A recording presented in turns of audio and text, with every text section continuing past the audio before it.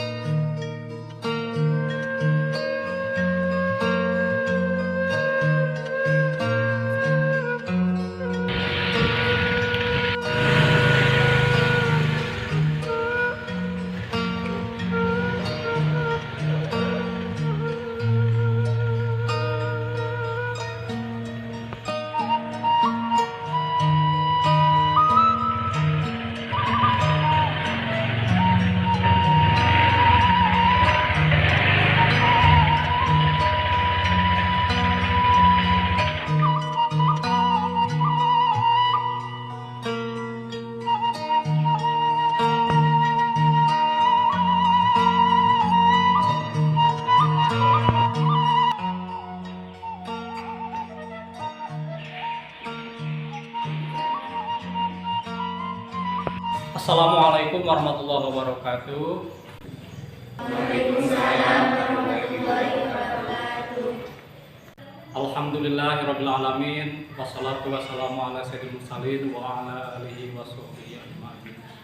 Alhamdulillah, hari ini kita berjumpa kembali untuk melanjutkan materi pembelajaran kita. Melanjutkan materi pelajaran yang kemarin, ya. Masih ingat pelajaran yang kemarin itu tentang apa?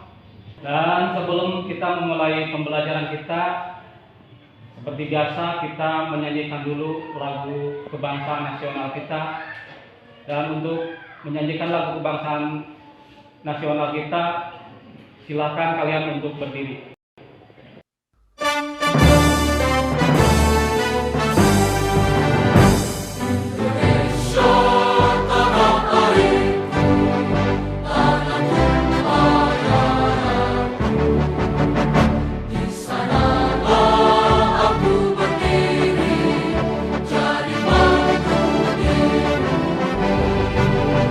Indonesia kebangsaan, bangsa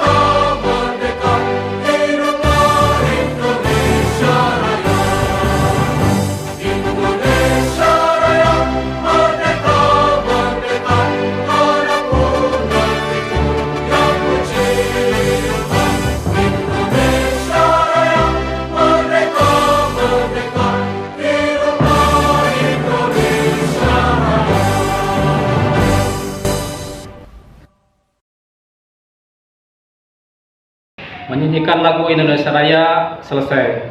Silakan kalian untuk duduk kembali.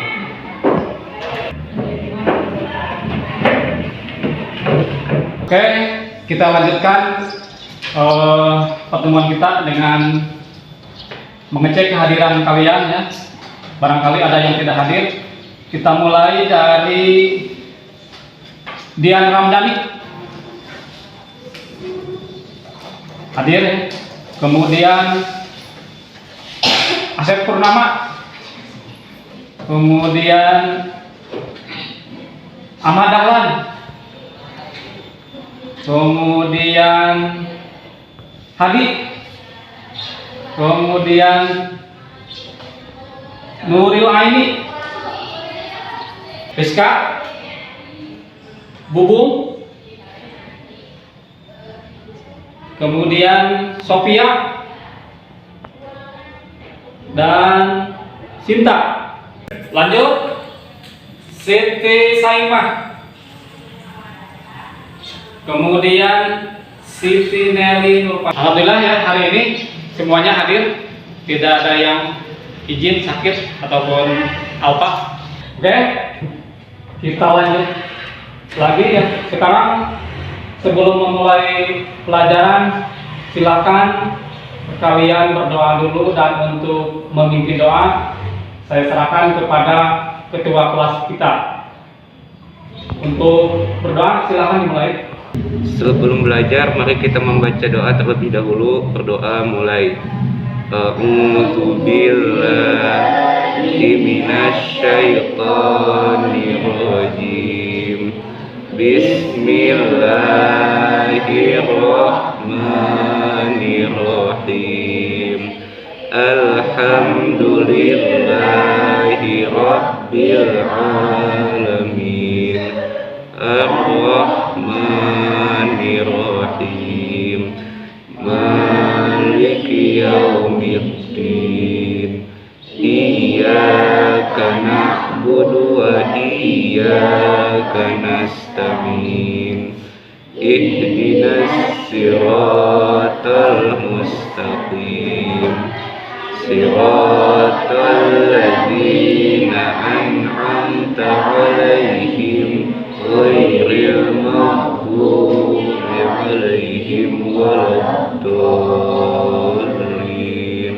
Bismillahirrahmanirrahim. Rabbi ij'alni warzuqni fahman bi rahmatika ya arhamar rahimin. Baca doa selesai. Alhamdulillah, proses berdoa sudah kita jalankan. Sekarang kita lanjut kepada materi. Namun sebelumnya kita mengulas dulu materi yang kemarin Bapak sampaikan kepada kalian, yaitu tentang materi kurban. Nah, di dalam materi kurban kemarin kalian sudah mempelajari mengenai pengertian ya, pengertian kurban, kemudian hikmah dan juga syarat dan rukun-rukunnya ya. Nah, sekarang materi kita ini akan mempelajari mengenai akikah. Nah, antara kurban dengan akikah ini ada suatu kemiripan, namun ada beberapa jenis perbedaan. Nah, silakan kalian simak atau lihat dulu ini mengenai materi yang akan Bapak sampaikan selanjutnya. Oke, silakan kalian itu mencatat, catat saja ini materi yang akan Bapak sampaikan. Judulnya adalah akikah. Akikah. Nah, pada materi pelajaran akikah kita akan mempelajari mengenai yang pertama ini satu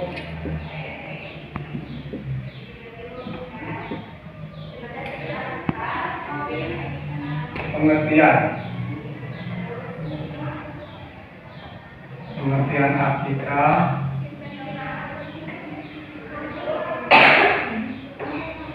Yang kedua, tata kata.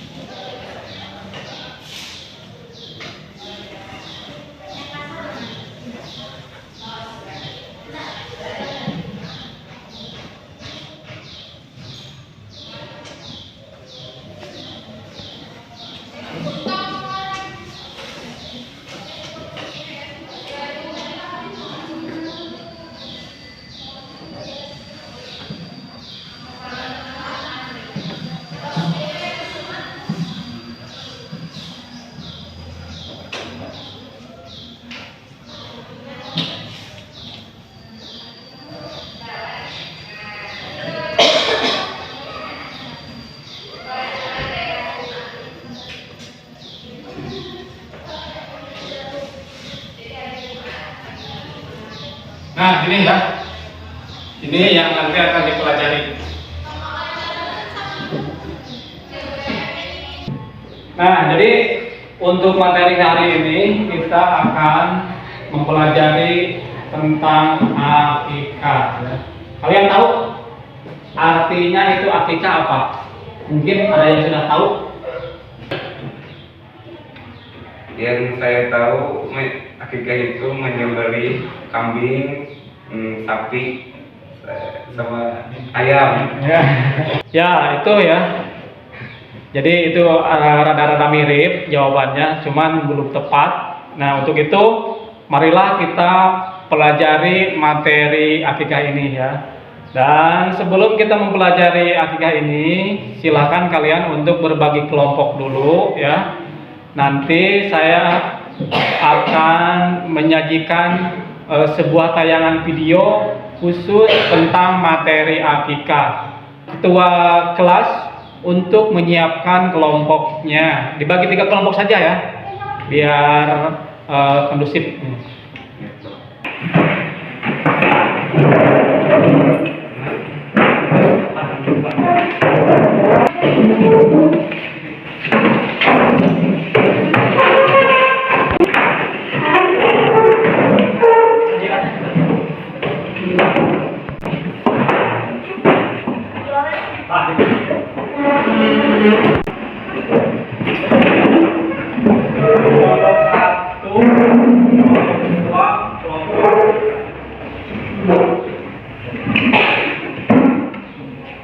Oke, sekarang kelompoknya sudah kita bagi ya. Dan sebelum kita memulai diskusinya atau menonton tayangan videonya, nah ini lembar kerja untuk kalian ya, akan Bapak bagikan. Dan silakan nanti kalian buatkan resume. Jika kalian menemukan sesuatu di dalam video tersebut, silakan dicatat ya. Ini lembar kerja.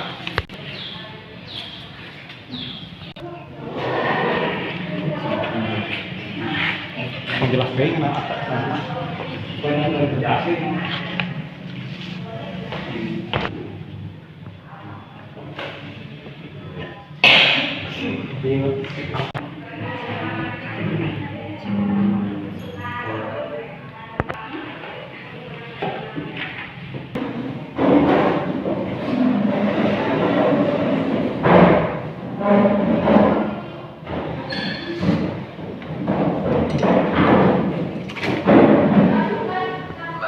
Sambil bersalawat, lalu dipotong rambutnya sambil mengoleskan. Ada tuntunan untuk memutar bayi akikah yang syar'i. Apakah ada tuntunan untuk memutar bayi sambil bersalawat, lalu dipotong rambutnya sambil mengoleskan minyak wangi kepada para tamu undangan akikah? Inilah bumbu-bumbu nih, banyak sekali bumbunya gitu kan. Akikah dalam Islam adalah hadis Bukhari. Kata Nabi SAW, tumpahkanlah darah untuknya, sembelih. Anak laki-laki 2 ekor kambing, anak perempuan 1 ekor kambing. Selesai. Itu pun tidak harus dibuatkan acara. Nggak usah buat acara. Setelah disembeli dibagikan kepada fakir miskin, anak yatim. Tapi kalau kita mau juga, kata sebagian ulama, mengundang orang ya sebagai bentuk syukur lahirnya anak ini, tapi tidak membuat acara khusus. Misalnya kerabatnya, teman-temannya diberikanlah makanan tersebut, karena memang makanan itu disembeli dengan cara syar'i ya. Untuk bayi ini maka dibolehkan. Kemudian memberikan nama yang terbaik di hari ketujuhnya, ya tentu paling afdal hari ketujuh, dan ini hadisnya hadis sahih. Kemudian juga membuang sisa tali pusar yang ada, kemudian mencukur rambutnya, memang ini sunnah Nabi SAW. Lalu rambutnya itu setelah dicukur, itu ditimbang dengan timbangan perak atau emas, lalu dinilai berapa nilai dalam bentuk uang. Kalau kita sekarang rupiah, kemudian disedekahkan kepada fakir miskin, itu dianjurkan. Tapi kalau bayinya digotong sana sini sambil baca salawat, nggak pernah ada sunnahnya ini. Ini dikarang-karang saja ini, gitu kan? Juga termasuk mengoleskan minyak wangi kepada para tamu, ini juga tidak pernah ada disebutkan seperti itu. Yang ada adalah di zaman Nabi SAW, kayak tadi kasus Abdullah bin Zubair lahir, dibawa kepada Nabi SAW, lalu Nabi SAW mentahnik, lalu orang tuanya bawa pulang, disembelihkan nama, disembelihkan hewan, diberikan nama, sudah selesai. Tidak pernah ada riwayat menyebutkan para sahabat diundang khusus oleh Asma binti Abi Bakar dan suaminya Zubair bin Awam untuk memanggil kaum muslimin di Madinah. Dan belum pernah memang ada satupun riwayat yang menjelaskan para sahabat saling mengundang pada saat akikah anaknya ataupun khitanan tadi, nggak ada sama sekali. Jadi memang kita umum saja, sembelih lalu bagikan, gitu kan? Itu kurang lebih seperti itu. Nah, tahnik itu kurma yang dihancurkan, dikunyah oleh orang soleh. Ayahnya boleh, ibunya boleh, atau satu orang soleh.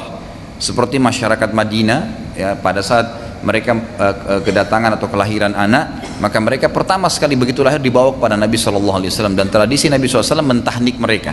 Di antaranya kisah sahih hadis Bukhari tentang Abdullah ibn Zubair radhiyallahu anhuma, gitu kan? Anak sahabat Nabi yang mulia Zubair bin Awam yang dijamin masuk surga. Anaknya itu ibunya Asma binti Abi Bakar. Jadi ini cucunya Abu Bakar, Abdullah bin Zubair yang terkenal radhiyallahu anhum ajma'in. Jadi beliau waktu lahir dibawa, gitu kan? Sempat tersebar isu di Madinah, ya, setelah hijrah Nabi SAW ke Madinah selama 4 bulan gak ada anak laki-laki yang lahir. Setiap ada wanita Islam melahirkan pasti perempuan. 4 bulan setiap hari ada orang melahirkan, tapi selama 4 bulan gak ada satupun anak laki-laki. Sampai orang Yahudi di Madinah sebarin berita isu bahwasanya kami telah menyihir orang Islam sehingga tidak ada keturunan laki-lakinya, gitu kan? Setelah 4 bulan datanglah, hijrahlah dari Mekah Asma binti Abi Bakar radhiyallahu anhum ajma'in dengan suaminya Zubair bin Awam yang terkenal salah satu dari 10 jamiah masuk surga. Hijrah sementara beliau hamil, pas tiba di Madinah melahirkan, dan anaknya laki-laki, Abdullah diberikan nama, itulah Abdullah bin Zubair. Maka diberikan julukan Abdullah bin Zubair adalah anak pertama laki-laki lahir setelah hijrah Nabi SAW. Maka ini akhirnya menepis isu orang-orang Yahudi yang mengatakan telah menyihir kaum muslimin, kebohongan, gitu kan? Lalu dibawalah kepada Nabi SAW, lalu Nabi SAW mentahniknya, mengunyah kurma sampai halus dan menempelkan di langit-langit. Tentu ini sedikit saja ya. Nah, anak bayi itu masih kecil, ya, kerongkongannya, jangan satu butir kurma semua, kesian. Ya. Sedikit saja, antum kunyah kecil sedikit. Saya berapa kali lakukan sama anak saya itu kecil sekali. Boleh satu buah kurma, tapi berulang kali, gitu kan? Itu pun sampai halus sekali sehingga memang dia tinggal mengisap saripatinya, gitu kan? Seperti itulah, itu disunnahkan dan ini ulama tidak menentukan hari.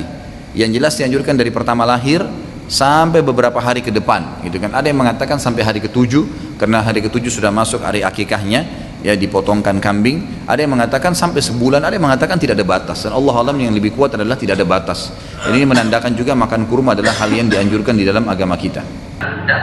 Oke, kalian sudah menonton videonya?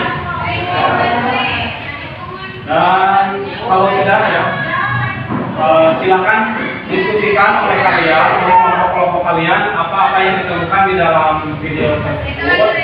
Silakan nanti dicatat, kemudian kalian presentasikan. Setiap ketua kelompok mempresentasikan hasil dari diskusi kalian nanti ya. Sekarang silakan dimulai ya.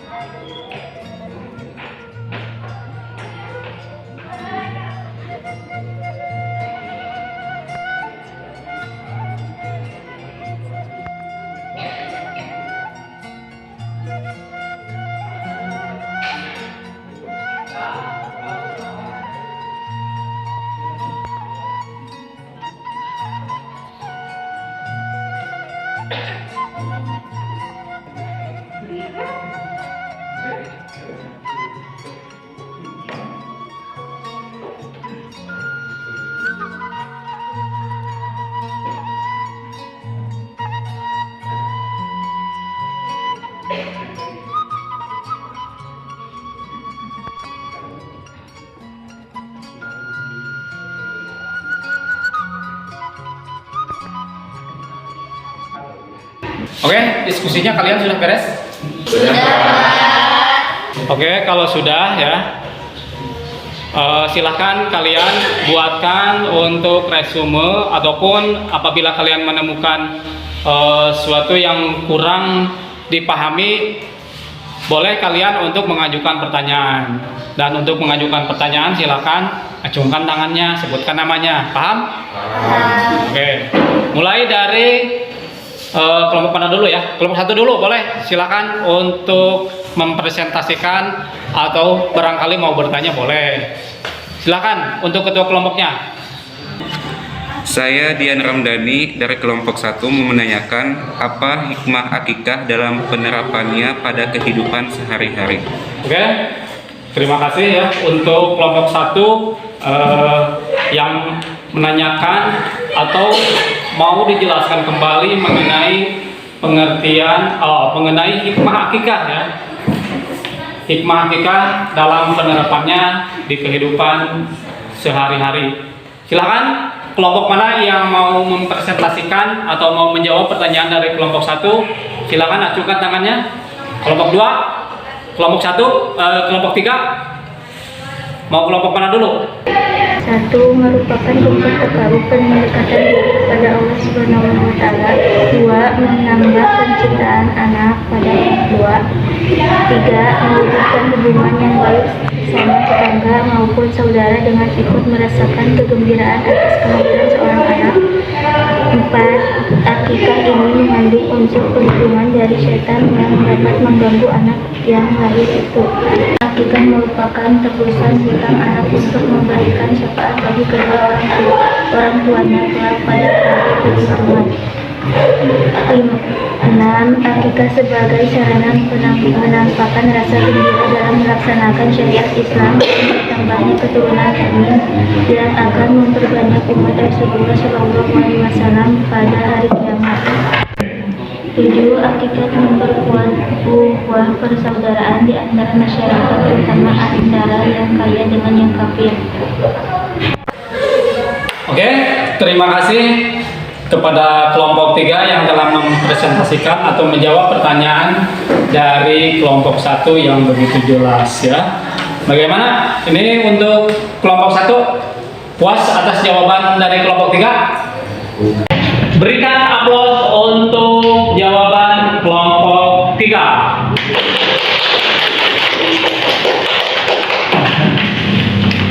Dan selanjutnya kelompok mana lagi yang belum mempresentasikan atau mau bertanya? Berurutan saja ya. Silakan untuk kelompok 2 atau kelompok 3? Kelompok 2 dulu. Oke, silakan untuk kelompok 2. Saya Pak, saya Bunga. Tolong jelaskan hal-hal yang disyariahkan pada pelaksanaan akikah. Oke, itu pertanyaan dari kelompok 2 ya, di mana kelompok 2 ini mau dijelaskan lagi katanya mengenai hal-hal yang disyariatkan pada pelaksanaan akikah. Siapa yang mau menjawab pertanyaan dari kelompok 2? Kelompok 3? Kelompok 1? Ya, silakan. Oke, saya akan menjawab pertanyaan dari kelompok 2. Hal-hal yang disyariatkan terkait akikah ialah yang pertama, disyariatkan memberi nama anak yang lahir dengan nama yang baik pada hari yang ketujuh sebagaimana hadis di atas atau pada saat dilahirkan langsung. Yang kedua, mencukur, yaitu menggundul semua rambutnya tanpa tersisa. Yang ketiga, main tekniknya. Dan yang keempat, yang terakhir, mengolesi kepala si bayi dengan minyak wangi. Oke, terima kasih untuk kelompok 1 yang telah menjawab pertanyaan dari kelompok 2 ya. Nah, jadi hal-hal yang disyariatkan di dalam akikah itu ada beberapa macam ya. Yang pertama tadi disyariatkan memberi nama anak ya. Kemudian yang kedua mencukur sampai habis. Kemudian mentakik itu apa? Mentakik itu mengunjak buah korma ya sampai lembut, kemudian dimasukkan ke ke mulut anak tersebut. Kemudian mengoles dengan minyak wangi. Ya itu ya. Terima kasih untuk kelompok 2. Bagaimana? Kalau tadi yang jawab kelompok 1 ya. Bagaimana? Ini jawabannya puas? Puas. Nah, kalau puas, silakan kalian berikan aplaus untuk kelompok 1.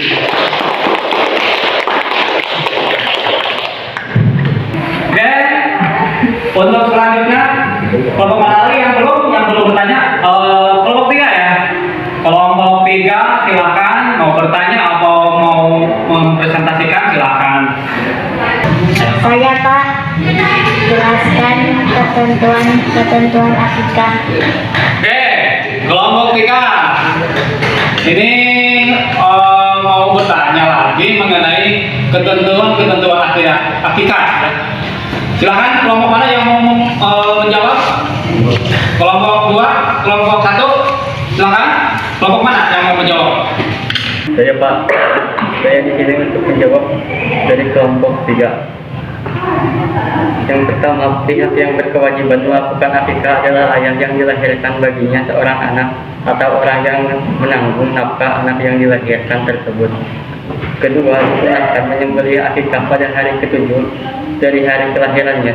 Dan ketiga, untuk anak laki-laki 2 ekor kambing yang sepadan umurnya, dan untuk anak perempuan 1 ekor kambing. Dan yang terakhir, keempat, hendaknya daging akikah tersebut dibagi menjadi 3 bagian. 1 bagian untuk keluarga, 1 bagian lagi untuk disediakan kepada fakir miskin, dan 1 bagian dibagi-bagikan kepada para tetangga. Oke, ya itu untuk jawaban dari kelompok 1. Bagaimana kelompok 3? Bisa dipahami, bisa disimak jawabannya? Wah, jawabannya? Oke, kalau gitu silakan berikan tepuk tangan untuk kelompok 1. Dan alhamdulillah ya, pertemuan kita untuk hari ini sudah sampai di penghujung materi. Oke, untuk besok ya kita akan bertemu di materi jual beli. Nah, itu silakan kalian cari dulu informasi mengenai materi yang berhubungan dengan jual beli. Oke, untuk pertemuan hari ini kita akhiri saja dengan mengucapkan alhamdulillah.